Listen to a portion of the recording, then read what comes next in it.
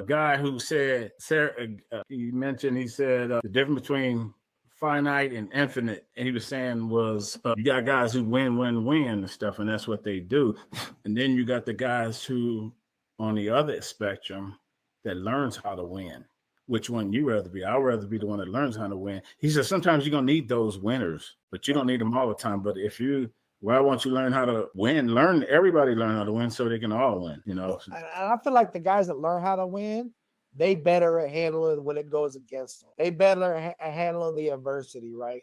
Because them guys that are just used to winning, when they get rocked, it jacks them up for a minute. They're not used to that. And I wake up thinking I'm gonna win. Like, don't get me wrong, I'm optimistic as heck. I think I'm gonna win, but I don't mind because I learn, right? I'm gonna learn something about this. But I hate when it's unfair. And part of when I went CMC, like you, I wanted to become a master chief for my rate first before I went command. I just felt like that was, and I was looking at the command CHE program. I'm not gonna lie, but my heart wasn't into it.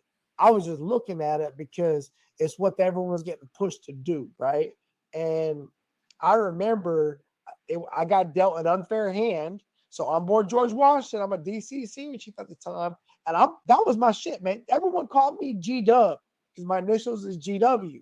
And the George Washington, it was my shit. Everyone, I was Gary shit and G-Dub. I got told by the master chiefs, Gary, you #1 senior chief. You're not supposed to tell me, people telling me, right? Who was the CMC? Jeff Clark? After Jeff. I met Jeff when they had the fire. Matter of fact, I just talked to Jeff. I'm going to have Jeff on here too, right? That was my mentor when I was coming through. So Jeff just spoke at Ty Giles' retirement ceremony. I went up there to Mayport for that. And I met Jeff when the GW had the fire. I was part of the investigation team that went over to there from ATG San Diego. And that's what blew me up in the DC community because there was some Master Chief DC men over there. And they was like, who this short dude from ATG San Diego, young chief? I'm a pistol, right? I was over there. I'm the carrier guy. And that was what got me. That's what got me to George Washington because it was like not even 7-8 months later, I get a phone call. I thought like the USS George Washington needs a DC chief and they want to know, would you come to George Washington to be their chief? I had told my wife after the investigation, I was like, look, that ship right there, they need help. And if I was to get orders to that ship, that would be it. That would make my whole career.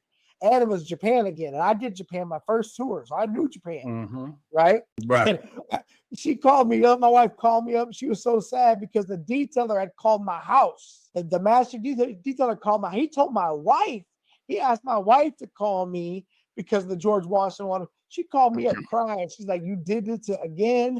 She's like, because my wife know whenever I say something out loud, like the universe might be making this move, right? Yeah. She said, once I say it out loud, she start, oh no. Like, no. Baby, we need to talk about this. I'm thinking about it, but I had nothing. They called me. But I had Marty King and I had Sean Bromstead. That's that guy. Yeah. And so I'm trying to get both of them on here as well. I talked to Marty yesterday and I've talked to